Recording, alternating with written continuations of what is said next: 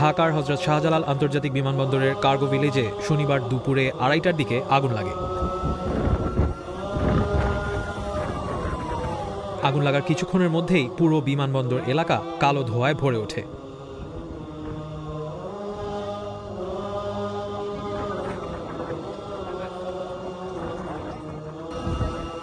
আগুন লাগার পরপরই ফায়ার সার্ভিসের অন্তত 18টি ইউনিট আগুন নিয়ন্ত্রণে কাজ শুরু করে। আরও বেশ কয়েকটি ইউনিট তাদের সহায়তা করতে যোগ দেয় কিছুক্ষণের মধ্যেই।